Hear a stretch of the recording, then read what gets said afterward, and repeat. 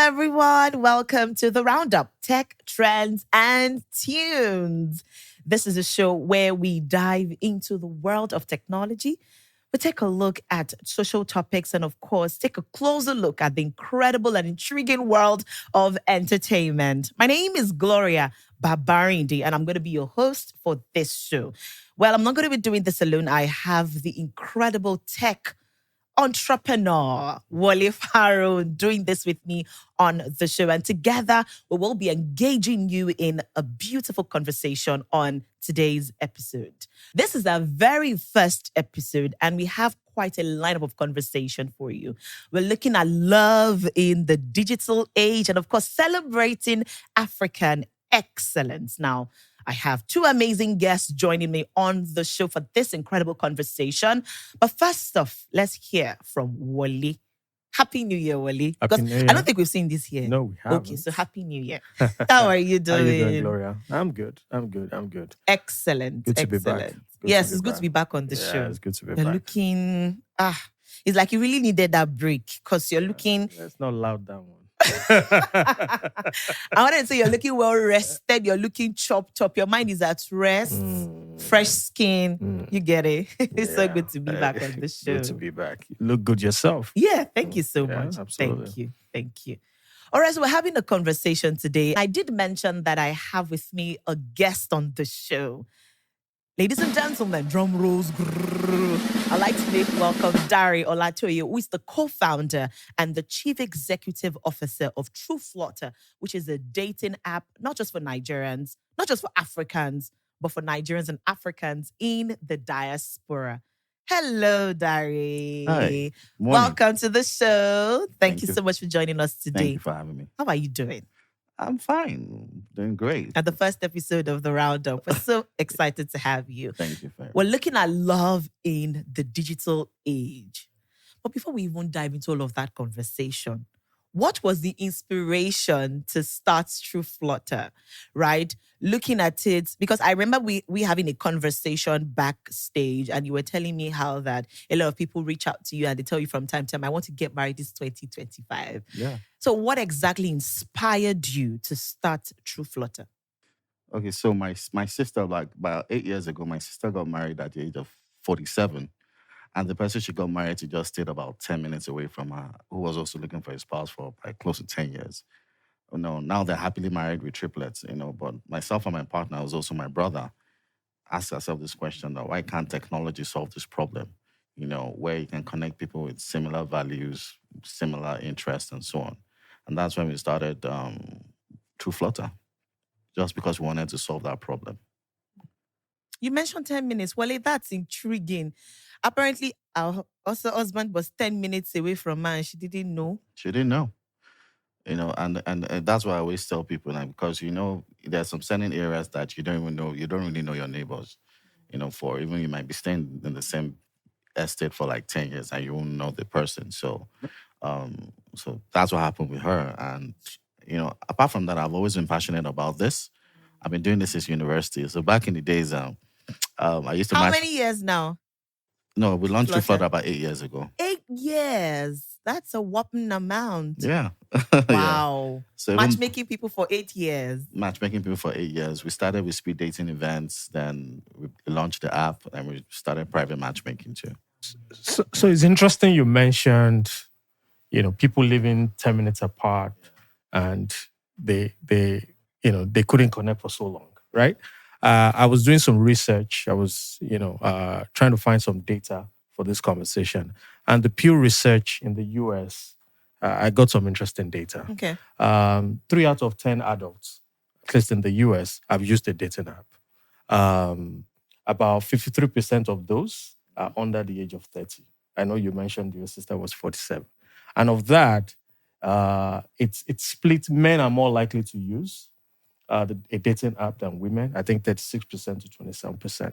How do you compare those data points to what you are seeing in Nigeria and Africa as a whole, given that we are just a little bit maybe behind in technology overall, but in mobile adoption, maybe a little bit even, ahead of consumers in the US. So, like I always say, dating in the diaspora is different from dating in Africa. The data in America is quite different from the data here. That's why if you notice that there's so many startups in America or in Asia that try to launch subsidiaries and they fail because the terrain is quite different. It's the same way with dating. Now, in terms of our data in our TrueFlutter, 51% of my subscribers are ladies and 49% of my subscribers are men.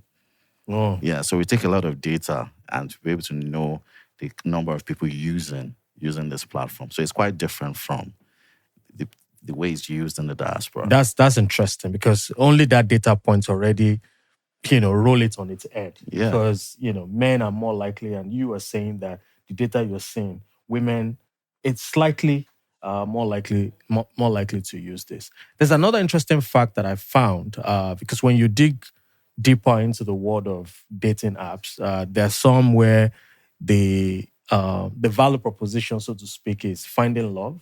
Yeah, sure. For some, it's quick dates. Oh, yeah. And I also found out that Tinder happens to be a really, really popular app with 46% of these guys using it. Yeah. How do you differentiate yours? What's your positioning?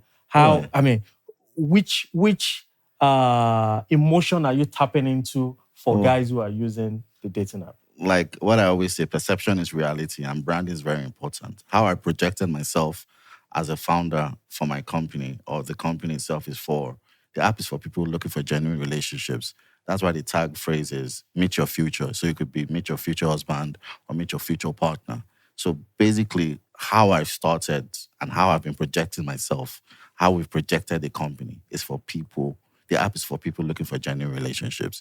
So when you see some bad eggs on the platform, a lot of people report them before we even detect that you're not meant to be in this community because it's not, the founders didn't build it for this purpose like the way Tinder is. And of course, our security system is really high tech, and it detects a lot of people using it for different things that is against our community guidelines. So in terms of that, the way we've managed the community, managed the app, that's how we've differentiated ourselves from Tinder and Co, which other ones are like for hookups. You have to say that. Yeah. Well, I mean, call it for what it is. Yeah. Darren, I was welcoming to the question of security. Many a times you find people stall, they pull back from such platforms or from applications like that because you hear, it's every Dick, Tom, and Harry that you just find on there. How am I sure that this person is who it truly says he is, or how do I affirm that she's truly, because I can use a picture of a very beautiful lady and then we end up meeting and it's somebody else I'm meeting and I've committed and all of that. So how secure is your app and how do you ensure that data is secure enough on your app? Oh, first of all, we deactivate over 100 accounts every day. That's for starters. Over 100. And I always say I'm very strict. I always tell my friends, if you're not serious, don't even be on my platform because I'll deactivate you. And that's how strict we are, myself. And that's what I tell the team. Apart from that, we have it's powered by machine learning that flags accounts immediately. So there's some certain things like some keywords. Like our database, we have over 2,000 keywords that if you say some certain things, we'll flag your account and block it immediately. So I can't say the words, of course. People will bypass it if I say those words. But there's so many words.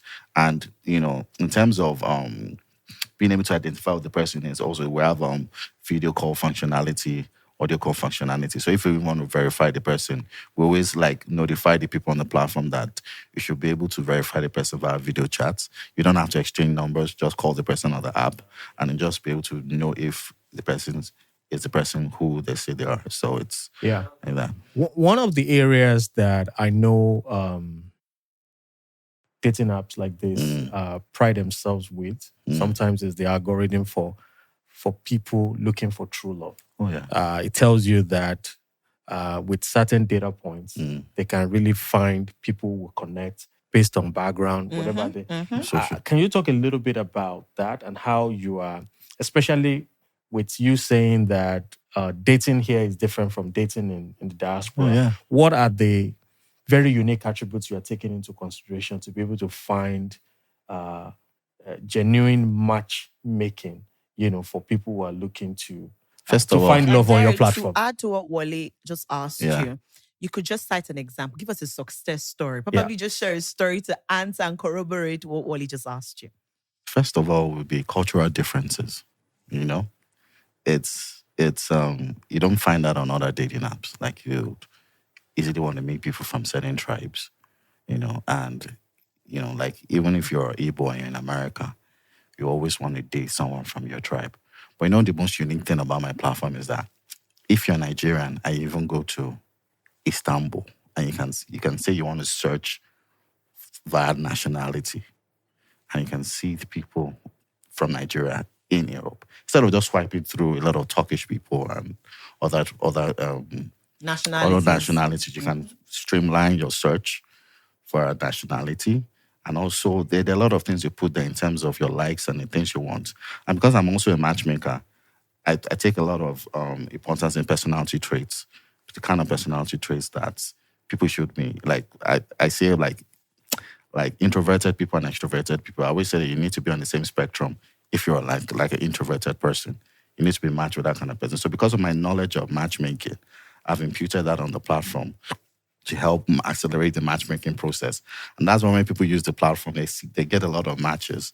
They get a lot of requests of people that are almost similar to them. And it's because of the research I've done and also the knowledge I've had in matchmaking. So that's what I imputed on the platform to help the algorithm work faster and better. Any success stories? I've had over 113 weddings. Okay. Yeah. And the good thing about it is that a lot of people are married in different parts of Nigeria and different parts of the world. Where I was with some guys last week. I was having a meeting and it was like, I met my wife on your platform, where we've done a lot of weddings in Kaduna, Jos, Abuja, in different parts of the country and also different parts of the world. And it's very fulfilling for me because, being able to see a lot of people getting connected. But most importantly, I always tell people that regardless of your past relationships that didn't work out, being able to know that you have a second chance at love and us being able to facilitate that is very fulfilling for us as a company, as a founder myself. So we've had a lot. I think that's really that's interesting. Interesting. So let's talk about something more futuristic. Sure. AI partners. Huh? AI partners. Okay. AI chat box and all of that, right? Yeah. Let's take a look at that entire new phenomenon. Do you have any experience with that? Or how exactly is technology evolving in that area? And to add to that, because I don't think this conversation will be complete if we don't talk a little bit about your business model and what the impact of AI could do to that. Right. Can you talk a little bit about pricing, how you tend to price, customers on your platform, and if and when AI might help you kind of remodel that? Because I would imagine that it might help you, lower your cost of operations, get your matches faster, and things of that nature. So if you could talk a little bit to us about So that. there's something I'm working on. It's called voice sentiment analysis. It's being able to detect how people speak and being able to class them into like certain class social backgrounds based on how they speak. Oh, really? So there's something we're implementing. We're working on that now, and we're using machine learning to do that, which is going to basically accelerate the matchmaking process. In Nigeria, we have upper class, middle class, and lower class. Regardless of however you want to spin it, regardless of how humble you want to be, you always want to be with someone in your same social background, right? And that's what we're working on now, using voice sentiment analysis. Is an Israeli company that's helping us work on that, and we're definitely going to be ready for the controversy that's going to create. Why? Because I'm thinking, why are we matching only people in the same social class? We want to mix it up. Oh, right? Yeah, sure. We want people from the lower cadre to be able to talk and attract people in the higher cadre, so to speak. So be ready. Well, at the end of at the end of the day, looking for trouble. At the end of the day, I'm a very easygoing guy, but because I'm very keen on data, I make my decisions based on data. Right. I don't do that of emotions. My company has been built based on feedback on data. And that's what data tells me. People want to date within their, like 80% of people want to date within their social background, so social bracket. So, yeah. And still on AI, do you think that AI can ever replace human connections? Never, right? Well, I want to never say never, because I always say that there are a lot of things that we didn't believe could happen 20 years ago that's happening now. So I would say never, because human beings, they tend to evolve too, and they tend to accept a lot of things. So I won't say never, but I mean, we've seen some inroads and development on that front recently. Even the owners of ChatGPT announced a tool a few months ago, almost like an emotional accompanying tool. A tool that understands who you are, is personalized, and can speak to you, talk to you, calm you and down, feel your emotions. Right. And the warning on that particular product is that it can get very addictive, and people may not want human interaction anymore after experiencing that. What do you think? Well, I guess a lot of people would use it to some certain extent. But there's some times that when it gets to the physical touch, then a lot of things AI won't be able to do by that. I mean, right now, in terms of that. Maybe in terms of communicating with AI emotionally will make you feel better. But in terms of the physical connection, that one is not there. Are we talking as Africans and Nigerians? We're talking as human beings. Yeah. That's true. AI can't touch me. AI can only have a conversation with me. Yeah. And AI speaks to me and I respond. When it comes to physical touch and all of that wouldn't be possible. But some people may argue that the talking and the listening is 80% of their problem, and the touching not so much. So I guess it depends on who you talk to. Maybe not for Africans. Maybe not for Africans. All right, Dara, just before we wrap up this particular segment, which I must confess has truly been really beautiful, let's douse the entire serious conversations a little bit. Valentine is about to be, it's some days to Valentine, all right? And I'm very sure that a lot of people are also looking forward to having Valentine is coming, right? Where is your boyfriend and all that on your application? So I'd like to know that if TrueFlutter could pick one ultimate Valentine song, just one, what do you think it would be? Which would you think it would be? Sing it for us, not just speak it, but sing it. This woman's work. Do you know the song? Woman's World. Work by Maxwell. Oh wow! Sing to I sing it. Sing it for us. It's how did he sing the song again? You try. You know the song, right? Yeah. Wale, will you help us? No, I can't. Unfortunately, you have to bail. I stay in my lane. Okay. I'm my calling. Let me try a bit. No stars to craft. Oh, I know you got a little life anyway. Love it. I know you got a lot of strength, boy. You know the song? I do. And I think you should venture out. No. I'm sure that is like God, I beg God. No. Beautiful. Wale, what's your favorite love song of all time? Don't ask me that question. Right You're putting me on the spot. It's Valentine's Day in some days. So let us know. What song are you going to be singing to your loved one? Now you're putting me on the spot. Maybe before the end of the episode, I'll come back to you. Okay, sorry. My favorite song of all time is "Love's Divine" by Seal. It's a timeless song. It's a timeless song. You should listen to it. Anytime I want to be in the zone, I just listen to the song. "Love's Divine" is a phenomenal song. I mean, so to recover from my, I think as an African, my favorite that comes to mind would be Two-Face African Coin. I think that's actually very timeless. That's it. It's timeless. It's timeless. All right, ladies and gentlemen, that wraps up this segment, and it's been quite a very interesting one. Let us know in the comment section what stood out for you in this particular segment. Thank you so much, Dari, for coming on the show. Thank you Thank so you, Dari. much for We had having a me. great Dari. chat. Thank you so and much, very Ronnie. well done on all that you're doing with TrueFlutter. Thank you Cheers so to many much. more marriages and many more meaningful Many more. conversations. Thank you and so much for connections. having me. So I have with me on the show to discuss celebrating African excellence, Adiola Omoba. Don't go anywhere, everyone. We'll be right back in a little bit. Stay tuned.